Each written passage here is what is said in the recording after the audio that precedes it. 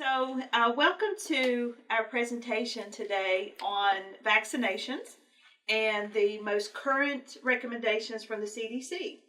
My name is Angel Smothers, and I'm a faith community nurse at Pierpont Church of the Nazarene, and I teach nursing at West Virginia University.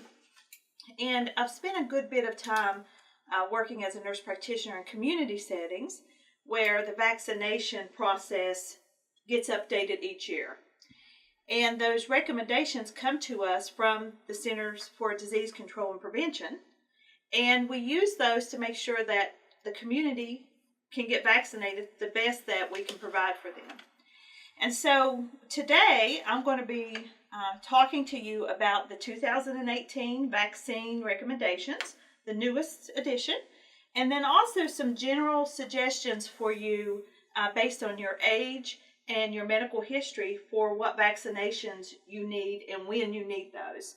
When we think about how far we have come as a society, vaccinations have really played a big part in that. In the early 1900s, late 1800s, the number one cause of death in people was communicable diseases. And that's why we see the lifespan closer to 50 to 55, whereas now lifespan is up in the 70s to 80s average. And so a lot of those communicable diseases that killed us forever, now we can get immunized against, and so we're living longer. And so the CDC really, the research that they do helps us to see that. And so in front of you, you've got two documents. One of them is a nice little easy to read patient education sheet that one of the family physicians at WVU created for community members to just give you the heads up about what it is you should kind of get on your radar and what to expect for this year and any year based on your age. Now, what do you all know is the one vaccination that you get or that you should get every year? Flu vaccine. So can you tell me why? Why do we have to get that every year? Is that because the strains keep changing? Every year. And so the flu vaccine from last year would not be very beneficial for this year. And so we have to depend on the CDC and other people, researchers across the country, to prepare that, get it to us in time, get us vaccinated so that we can ward off the flu. And so I want to start by just talking a little bit more about that flu vaccine because it's one that we see reoccurring in yearly basis. And so it's one that you got to think about. So when you say the strain of the flu changes each year, and so we have to get an updated shot. I want to say that when God created the human body, He gave us something that we really sometimes take for granted, and that's the immune system. It is one of the most miraculous parts of our body. So the immune system really helps us to fight off things that would or could kill us. Now, sometimes do infections still kill us? Yes, sometimes they do. But the immune system keeps things under such good control, and we don't even know it's happening sometimes. So, for example, how many of you have ever received the flu vaccine, and then you swear, I got the flu from it? I've heard people say that. And then this, never again, I'll never take the flu vaccine. I got the flu from it. But really you didn't. And so what happens in the human body is when God made our immune system, He made different types of cells that work together to fight off whatever comes in our body, okay? Whether it be a bacteria or a virus, okay? And so there's different types of cells in our immune system, but they're all partners, okay? We have B cells, T cells, and those are the ones I'm going to talk about for immunity, okay? We've got some other cells too. They work together. So let's say you are in a crowd of people and the flu virus is in the room. Okay? Somebody sneeze, you touch it, you wipe your eye, touch your mouth, you've got that virus in your body. Okay? So what happens is you get this ugly little virus, okay, in the body. And so when it enters the body, the B cells, they're really like super smart. Okay, they're really smart. And they're just kind of walking around looking. T cells are over in the mirror looking at their muscles and just, thinking they're really, really hot stuff. Okay? The B cells is the little dork with the glasses, looking and waiting. The B cell sees this virus and says, that's not supposed to be here. Okay? So the B cells go near the virus and they tag it. They're too scared to kill it. Okay? They just stick the little tag on it and leave. Okay? Meanwhile, the T cells, okay, they're looking around and they see the flag. They know this needs to die. And so the T cells destroy it. Okay? Now, what if we have about 100,000 of those viruses? Because we can pick up a lot really quick. It would take a really strong immune system to kill it. And so what happens is we get the flu. Okay? But sometimes we don't. Have you seen people in the same family? Some of them get the flu and some of them don't. And so it all depends on their immune system. Okay? Now, let's take it back 2 weeks. Okay? We still got the B cells and the T cells and everybody's working together. And let's say you go to the pharmacy or your doctor's office and you get the shot. You get the flu vaccine. Okay? All right. When they're giving you that flu vaccine, okay, they're giving you dead virus. Okay? They killed it. But B cell don't know it's dead. Okay? So B cell looks over here and he says, that ain't supposed to be there. So he goes over, okay, he flags it. T cell says, I'm going to kill it. T cell goes over, tries to kill it. It's already dead. It don't care. T cell still tries to kill it. But what happens is a memory is made. Now the T cell knows how to kill it. It was dead. It couldn't have hurt us. But the T cell, by trying to kill it and all this, even though it was already dead, has learned how to kill it. Okay? So now, let's fast forward 2 weeks. Now, you're out in the community. You've had your flu shot. B has flagged it, even though it was dead already. T cell has killed it, even though it was dead already. But now it has a memory. So then you're out in the community and you pick up the virus. You don't mean to. You rub your eye. It gets in your body. There it is. There's that virus. B cell says, you ain't supposed to be here. Okay, that's all he knows to do. He flags it. When T cell sees that flag, it says, I know that guy. I know exactly how to kill that guy. And so he goes straight over, and it's quick. It mounts a quick response. And so what happens is we develop immunity. Our immune system remembers how to kill stuff. It's miraculous. I mean, God's creation is so beautiful. But they already know how to do it.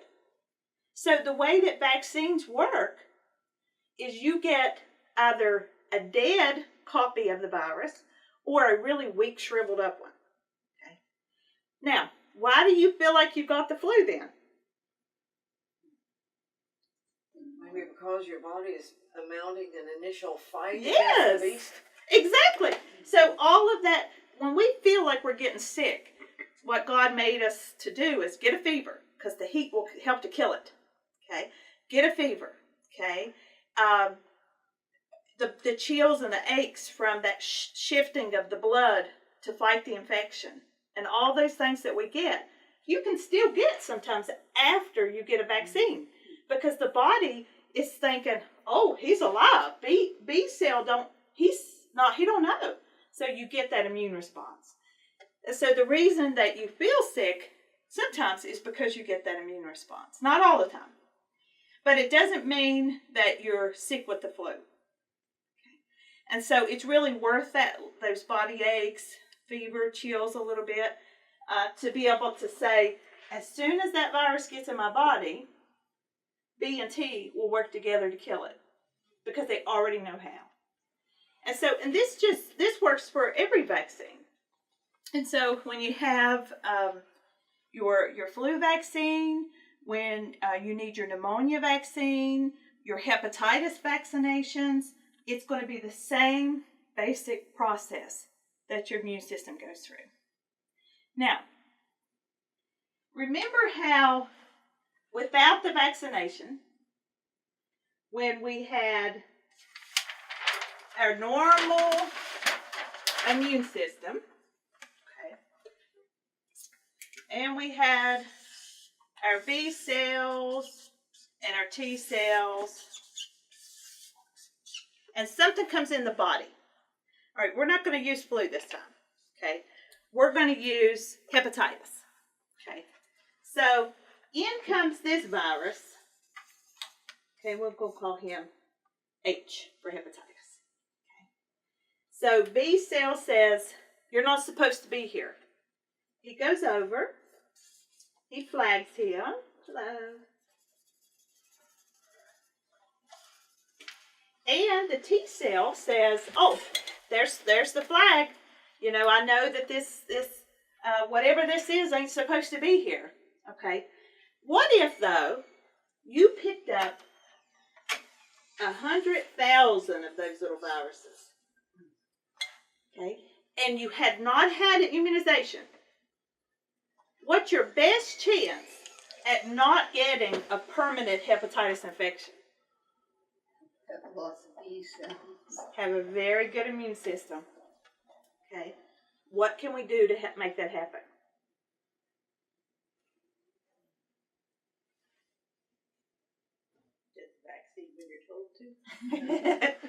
Okay, you're right. So, but let's act like we're not talking about vaccines. But you're right, see, you come prepared for this lecture. So, what are some natural things that we can do every day? Good sleep, eat healthy, and that sort of thing.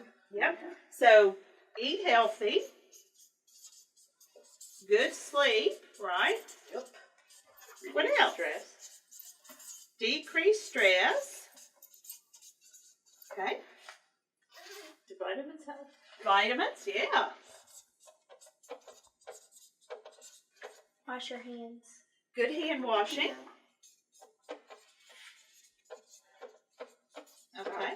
Stop rubbing your eyes and your mouth. Yeah, careful with your contact, definitely. What about water? Drinking a lot of water has been shown to really boost that immune system. So you want to drink your water.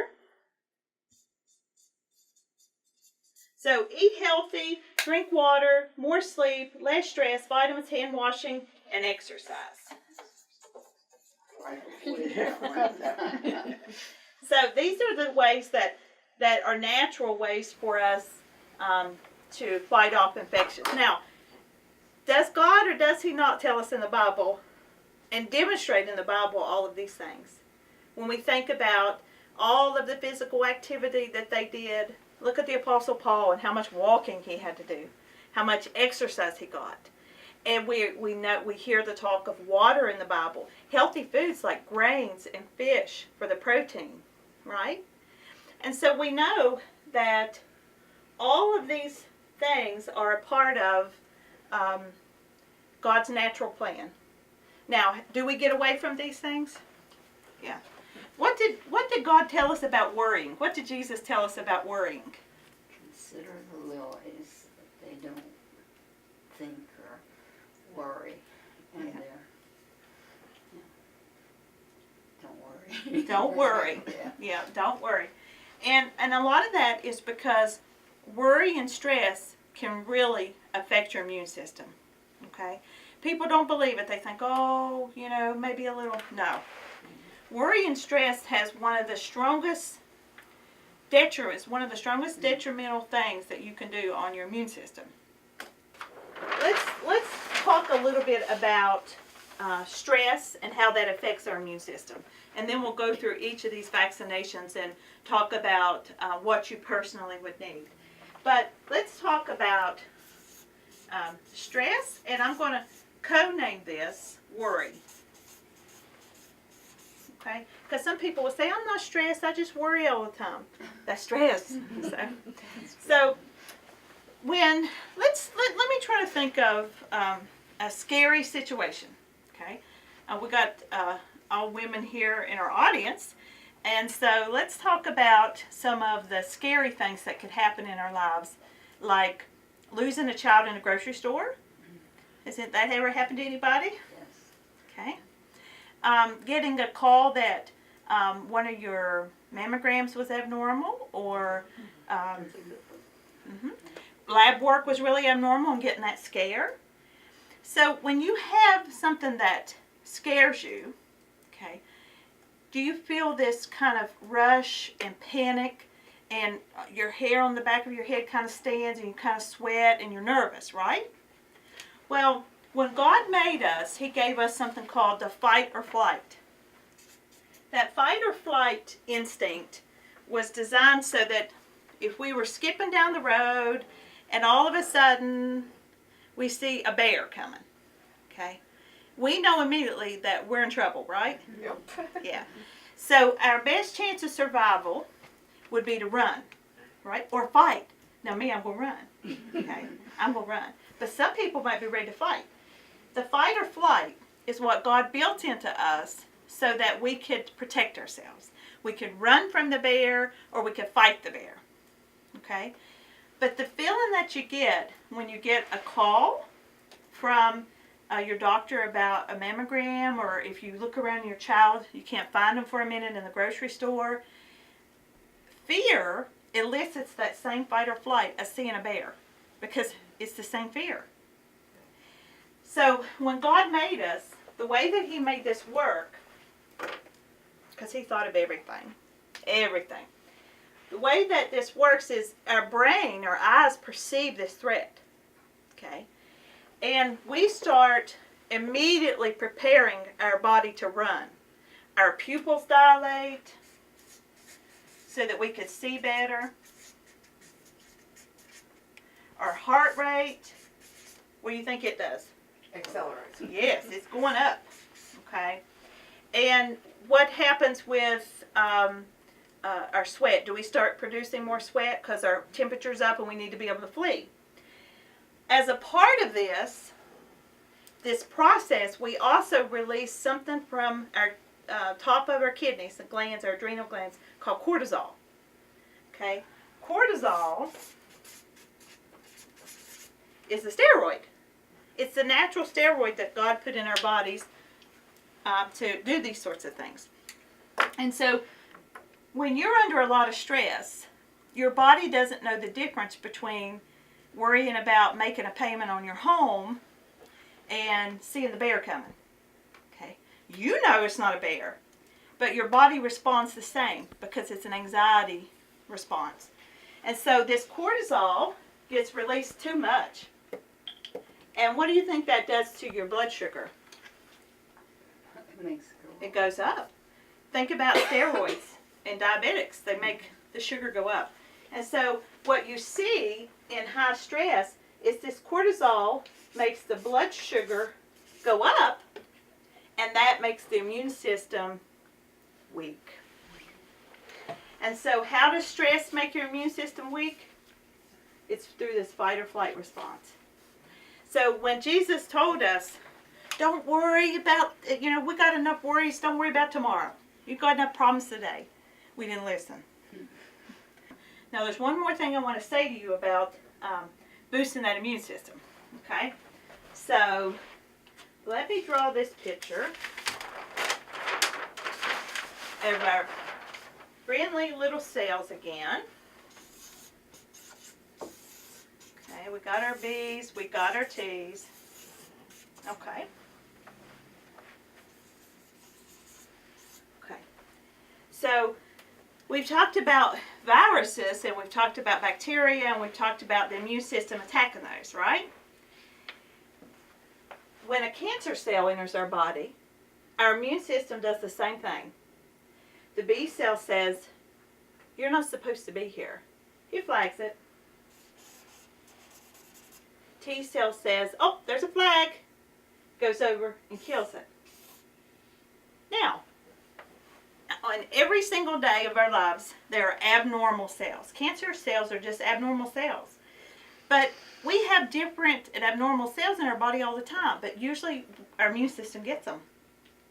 But there's times they don't. And so when you hear about ways to prevent cancer, you hear about antioxidants, right? And you hear about other things that can boost your immune system. That's because these same immune cells target cancer cells too. Have you heard of some of the new immune therapies that they're doing with cancer patients? So instead of just chemotherapy, they've decided that our immune system is the best cancer fighting, of course, because God made it, but we've not been able to keep our immune systems the way that He created them. But the researchers have decided that the immune system is your best protection. And so they've developed ways to take your own immune system and make it attack the cancer cells. And it's showing a lot of promise. And so we're seeing that not only do these things help us to fight infections like flu or hepatitis or all these other things, but it can also help protect us against cancers. And so keeping that immune system as strong as you can is going to help you. So I want everyone to pull out your 2018 immunization sheet here. And we're going to look at, the first side we're going to look at is this one, by age. The side that says by age. Okay? So what the CDC does for people who are going to prescribe these vaccinations is every year they put this out. So around February each year, we start looking for it. Because we hang it on our wall in our practices and we say, oh, look, that's different this year and I need to make sure. So we find your age. So let's look at the 50 to 64 age. Okay. You can see here that every year they should get a flu shot. Okay. And you can see here that the Tdap, the tetanus, diphtheria, and pertussis shot is important for them to get. And if you look below that column, you see their directions. It says you should get 1 dose of the Tdap if you did not get it as a child or adult. You should also get just a regular TD, which is tetanus and diphtheria booster, every 10 years. And women should get 1 dose of Tdap during every pregnancy. So it tells you there. Now, tetanus, diphtheria, and pertussis. What do you all know about pertussis? Whooping cough. Whooping cough. Has Deadly anybody? to kids. Yes. Have any of you ever had whooping cough? I think so. Yeah, I think I had it too. It's horrible, okay? And we know from the commercials that it's the big bad wolf for little children Yeah. because when they get it, it can kill them. And so that's why it's important that we're immunized against it. And you know, within the faith community that I serve, I had a presentation and I met with the children's director and said, you know, these are vaccinations that those taking care of children really should have. They really should if they're going to work in the nursery, if they're going to, you know, work with the smaller children. And so it's something that I think a lot of churches are moving towards, a lot of faith communities, to say, you know, if you're going to work with small babies, this is why you need this. And so every 10 years you should at least get the TD, but you should have at least had the pertussis at least once in your life. So every 10 years you'll get just the regular TD, tetanus and diphtheria, and then Tdap has that pertussis coverage in it too. Now, one of the nicest things that can be done in labs now, I think, because it really helps you to understand, is, so remember this little flag is what the B cell is telling the T cell to go kill it. And when the T cell kills it, it develops a memory of how to kill it. So if it ever sees that flag again, it already knows how to kill it. So it just kills it really quick. Okay? But what can happen sometimes for our patients is we develop immunity, okay, to these different viruses and things. But over time, our immunity starts to slip. And the only way to know that is to get what we call a titer. Okay? So if you're not sure if you're protected against hepatitis B, if you're not sure if you're protected against, some of these other things like pertussis, you can have your provider order a titer. And that titer, the lab will tell you if you're immune or not. And if you're not, then you know that you would need a booster, okay, another shot. So keep that in mind. If you're ever not sure about your immunity, or if you can't remember if you've got that vaccination or not, you can talk to your doctor about a titer. And also, most of these vaccinations, it's the CDC says if you don't know, take it again. It's not going to hurt you. And so the CDC will tell us if that's the case. They'll tell us. So sometimes people will say, I don't know if I got my pneumonia shot or not, and my doctor's office closed, and I can't get my records, and and so they don't get it again because they're not sure. But the CDC says, if you're not sure, get another. So that actually brings us to our next vaccination. So let's look at the shingles shots. You can see here that there are two types of zoster vaccine. You should get 2 doses of the RZV. Okay, see that first one? Yep. At age 50 years or older, or 1 dose of the ZVL at 60 years or older, even if you've had shingles before. At first, when they come out with this vaccination, they thought, well, if you've had shingles, this ain't going to help. But they did research and found, yeah, it does. It actually can prevent or cut back on a reoccurrence or a re-outbreak. And so these shingles shots are really, they're going a long ways to keep people in the community and not in the hospital suffering in horrible pain and needing, pain medication. And so, so there you have it. There's the shingles. And so this is showing you really every year you want to know what's new. Right. The CDC gives it to you. Now, this is written really in a format that is for your provider. Okay? But when you go to your provider, say, hey, is that new 2018 list of vaccines come out? You'll blow their mind. Let me just say that. Okay? You go in there and ask for that, they won't know what to think. But if they don't have it yet, guess what they're going to do? They're going to go get it. Okay? And so go over it with your provider. Make that a part of your yearly exam. Just say, hey, can we look at that together? So let's look at the pneumococcal. Okay? PCV13, PPSV23. Okay? There are 2 types of pneumonia vaccines. You should get 1 dose of the PCV13 and at least 1 dose of the PPSV23, depending on your age and health condition. So if you got the vaccine 10 years ago or whatever, you may not have got the PPSV23. I'm pretty sure you didn't. And so what you want to do is, when the pharmacist is here, you need to come in and say, I got 1 pneumonia shot and it was in 2006. Then they can say, oh, this has been out for this long, and even if you had the other, they still recommend this updated one. And so it's going to keep that risk of the pneumonia, Right.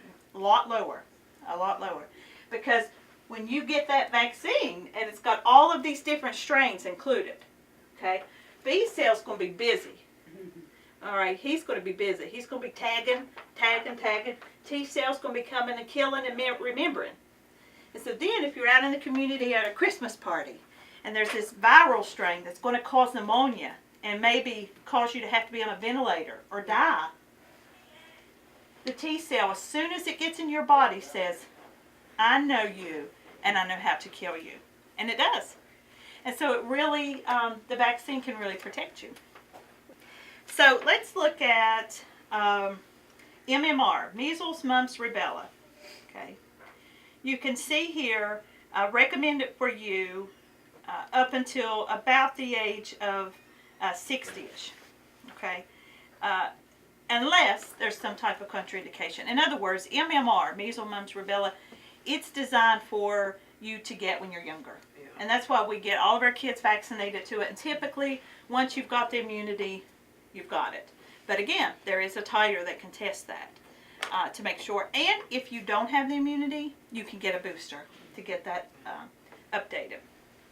Now, have you all heard of the vaccination HPV? Yeah. Or human see ads on papilloma TV. virus. Yeah. And so what they found is that the human papillomavirus is actually the number one or maybe the only cause, it's questionable, of cervical cancer. And so now what they're able to do is get that vaccination in people when they're younger. So if they get exposed to that virus, the T cell can kill it. And so this is for youth. Now, let's talk about chickenpox. Okay, you see it's the green line all the way down. So, I had chickenpox as a child. There was no vaccine. Are y'all right there with me? There was no vaccine. And so we know that we developed some immunity from having it. But what does that virus do? It's zoster, so it puts the shingles, possibly, it's dormant and can attack when you get old and immunocompromised. You're right. So you get the shingles. Then there comes that chickenpox that was the little chickenpox is back out in a blistery lesion that's running on one side of your midline or another around a dermatome, a nerve. And so it makes it like really painful. The chickenpox, they itch. Remember that? All that itching? But herpes hurts because it's laying on a nerve. And so it really is important to know whether or not it's recommended for that chickenpox shot. And then let's look at the hepatitis, A and B. Do you all know anything about hepatitis A? I know there's an outbreak in Charleston Yeah. among food workers. I've heard that, yes. So we've got three main types of hepatitis virus, okay? We've got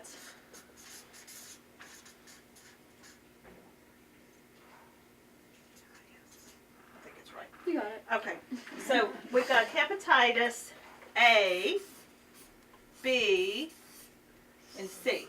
Then we got D, E, and F, but we're not going to talk about them because they're, there's not much you can do with them, and they're rare, and they're almost the same as the others. Okay, so here's the ones you know. Okay, A is oral fecal. That means you put something in your mouth that has poop in it.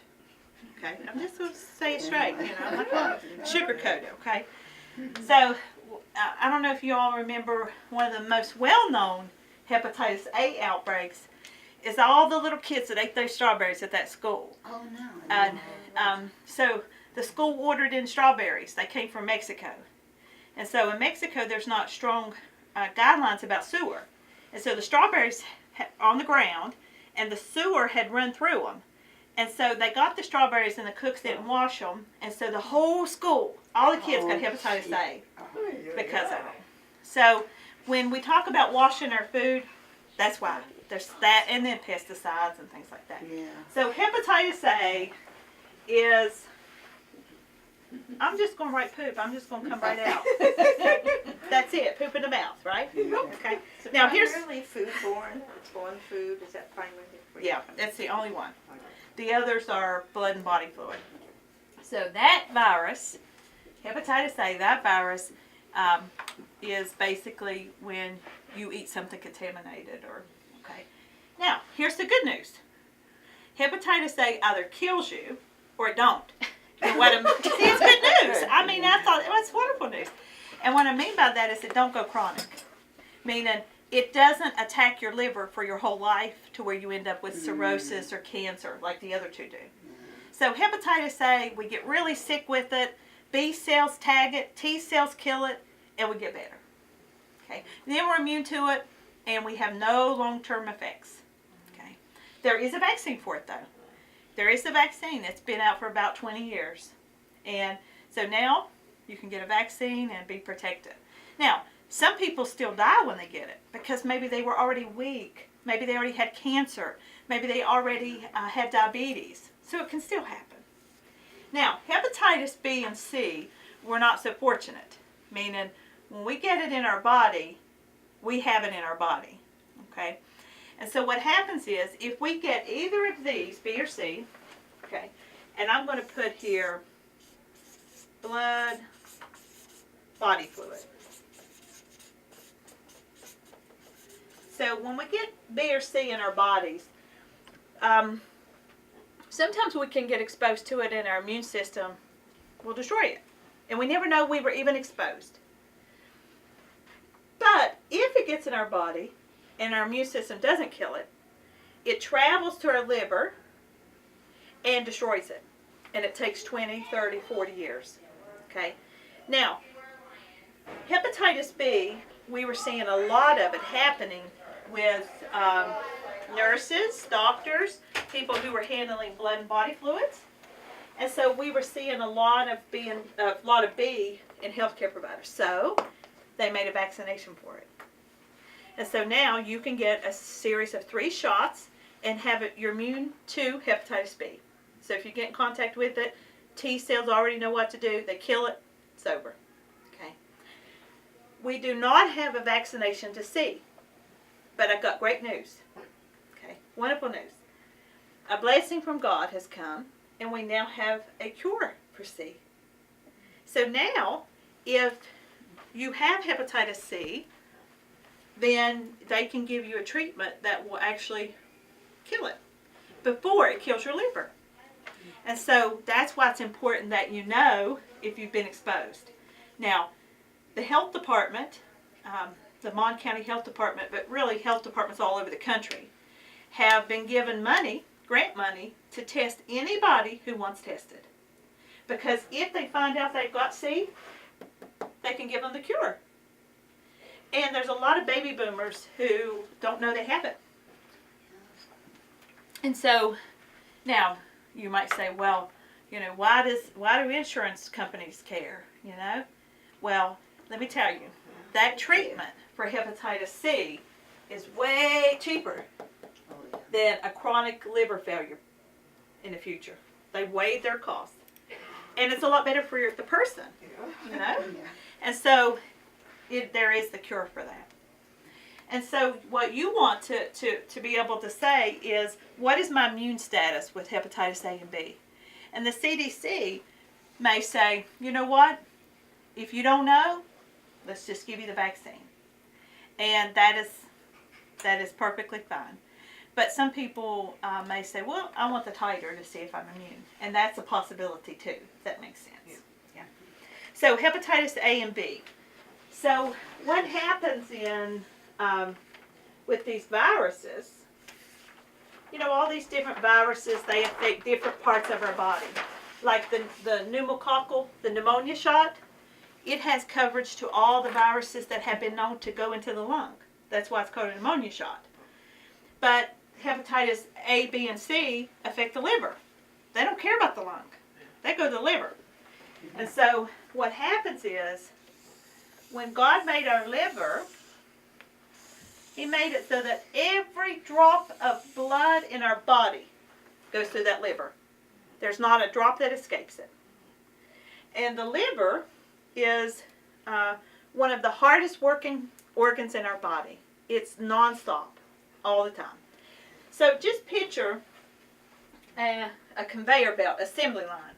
Has anybody in here ever worked on an assembly line? Okay, so here comes the Barbie doll. And one person's going to put the arms in it. Then it comes down here and somebody's going to pop the legs in it. Then the head. Then the clothes. Then off. Right? Well, that's how the liver works. It's a little more complicated than that. But what happens is, as our blood is going through the liver, it's looking for things that are toxic to us, that it needs to break down and get rid of, metabolize and get rid of. And so when things are going down through here, that's what it's doing. So picture some men and women. Oh, they're just happy. See them? They're right here on this conveyor belt, happy. I'm sure they got a grumpy one somewhere. But anyway, they're working hard. every day. And so here comes that hepatitis B and C. When he gets on the conveyor belt right here, they jump off and they deposit. Next one comes, jumps off, deposit. But they don't know nothing about it. They never made it onto the belt. So here they are, okay, and they're laughing. Have you ever watched that Angry Birds? You know that game Angry Birds? Where the little pigs are laughing? Well, that's what they're doing because they're here, okay? And so what happens is over 10, 20, 30 years, this liver dies, okay? And then more liver dies because they just keep killing and dies. Have you heard of cirrhosis? Oh, yes. So that's what's happening. When I say death, that's what's happening. Now, alcohol can do the same thing. Tylenol can do the same thing. But I'm telling you about hepatitis B and C today. Okay? Eventually, it kills it. Kills the liver from cirrhosis. Now, how much liver do you have to live a normal life? Just Probably not the whole thing, because I know people can donate parts of their liver. that much. That much. Wow. Yeah. Is that 10%? Tiny bit. Hmm. And the liver is one of the only organs that has some regeneration a little bit. And so these little workers here, as they get pushed out, they just move up. Okay. Now it takes them longer. They're in there and they're like, "Get off! You're on my shoulder. I can't move." They can't work well, right? But they still work. And so what happens is in your blood, as this liver dies and cirrhosis sets in, these little guys get tired and they raise their little white flag. You know, mercy, right? And that little white flag shows up in your blood work. We call it AST and ALT. Those are your liver enzymes. And so when the little workers on the conveyor belt get tired, they throw up their white flag. And so when your doctor does your blood work and says your liver numbers are up, then they have to start looking at why. And so something is making the workers tired. Now, a lot of alcohol can do it. Alcohol causes the same cirrhosis. Okay? Taking too much Tylenol. Tylenol is really hard on the liver. But these two viruses, B and C, you won't even know they're destroying. Now, if you drink alcohol, you know it's damaging. If you take, Tylenol, you know it's risky. But people don't even know that B and C is doing this. And so you can get a vaccine against B, and if you've got C, there's a cure. So we've come a long ways. But I wanted to show you that because I want you to be aware that some of these viruses lay real quiet for a long, long time in your body. Now, hey, we get the flu virus in our body, it wreaks havoc within 15 minutes, or at least 24 hours, but it feels like 15 minutes. Hepatitis B is very sneaky, okay? And so he just goes down here and lays dormant. Okay? And all of them that come through jump off the conveyor belt and destroy. So eventually the liver's dead. So, with How the, do people usually get B and C? blood and body fluids. And so, for example, let's say back in the 80s and 90s even, getting a blood transfusion that they may not have tested it. And, or a nurse who is putting an IV in a patient and goes through the patient's skin and into their hand. It's going to take that virus in. B is easier to just pick up on a surface and even put into your body fluid. C is a little harder to do that. It needs a little more blood to it. But the thing is, HIV, everybody's afraid of HIV, terrified of it, okay? HIV lives less than half a second when it's outside the body. Wow. So if you cough and you've got blood tinged sputum, by the time it got out of your mouth, it's dead. HIV dies quickly. But hepatitis B and C can live 6 weeks on the surface.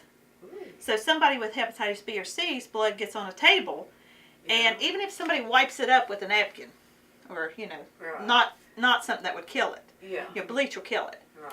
But let's say it's on the counter and somebody picks it up, they can get it. Another example, a common way that we see people getting hepatitis B and C, especially C, is sharing a straw when snorting a drug. Oh. The nose is really super vascular. a lot of blood supply. And so if they have some type of straw and they're snorting a drug, and then they hand the straw over, that little bit of blood, they get it.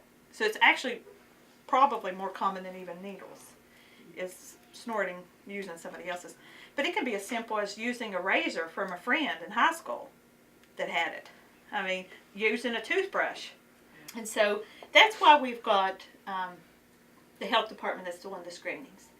And here's the even better news. If you found that you've got it, they can also treat you in a confidential way at free or low cost based on your insurance. So, hey, if you know anybody who is a baby boomer or could have been exposed, they should get tested. So now, the last one on the list, Haemophilus influenza type B, the Hib vaccine. These are usually given in children as well. But you can see here that if you haven't had one, it could be that this may be one for you as well. So I want you to come prepared to talk to the pharmacist about some of these questions that you have and get some answers and really embrace all of these different vaccines that could lead to an improved quality of life. So you've got this sheet. Take it as a springboard for conversation with your doctor. Talk to the pharmacist when he comes in to do the vaccinations. You've got this patient-friendly tip sheet here by Family Medicine that you can read and explore. And does anybody have any other questions about this tonight? Is there such thing as an adult flu shot last year or something Oh, special? older. Yep, that's a good question. There actually, we now have a regular dose flu shot for people who are generally healthy and younger, and it's fine. But for people who are in an older age group or people who have chronic illness like diabetes or heart disease, they're actually recommending a higher dose vaccine. And so the pharmacist will have that. Oh, He good. brings both. Yeah. I'm an old bat. Welcome to the old bat group. Yeah. So what's it called? Just the adult flu or the? Well, it has different names because it depends on the place that's putting it out. So I'm not going to say a name for it, but they call it the high dose flu vaccine. Yeah, and then the regular dose flu vaccine. Yeah, I think I got that one. I do too. Yeah, and he brings them both, and so and he'll tell you, he bring your insurance card, bring your Medicare card. Most of these shots, he knows right away whether they're fully covered or partially covered.